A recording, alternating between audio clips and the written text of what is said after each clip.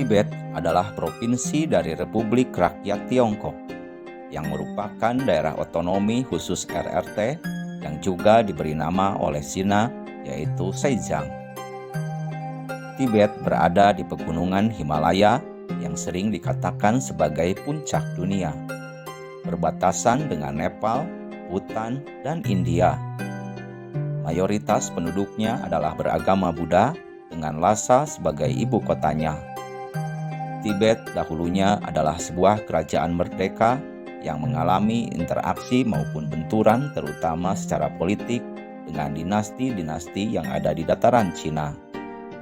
Tibet menjadi provinsi Cina setelah serbuan Tentara Merah Cina pada tahun 1950 ke wilayah ini.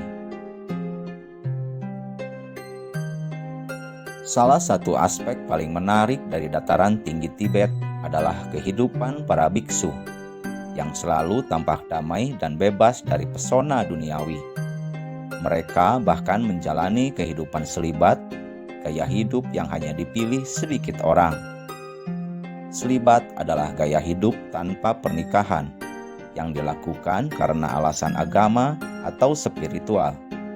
Mungkin bagi banyak orang, hidup lajang tidak pernah terpikirkan atau terlintas dalam kehidupan manusia.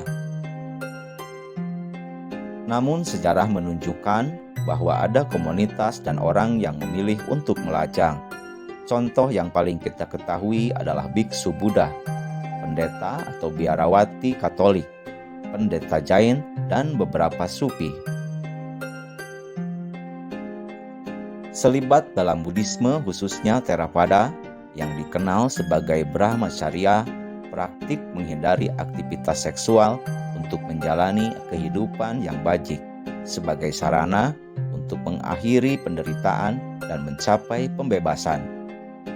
Amalan ini dapat dilakukan oleh semua orang, baik biksu atau biksuni, maupun umat awam. Perbedaannya adalah bagi mereka yang telah bersumpah untuk menjalani kehidupan suci dan meninggalkan kehidupan berumah tangga dengan menjadi seorang biksu atau biksuni. Mereka akan tetap selibat selama mereka tetap menjadi seorang biksu. Bagi orang awam, mereka dapat mencapai praktik ini dengan cara menghindari aktivitas seksual pada hari-hari tertentu.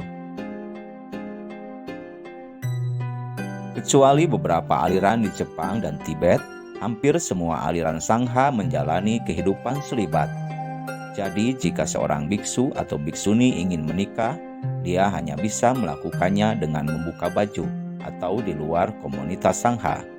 Sang Buddha mengkritik seorang biksu yang melanggar sumpah selibatnya untuk tidak menanggalkan pakaian terlebih dahulu, mengatakan bahwa sikap ini tidak terpuji.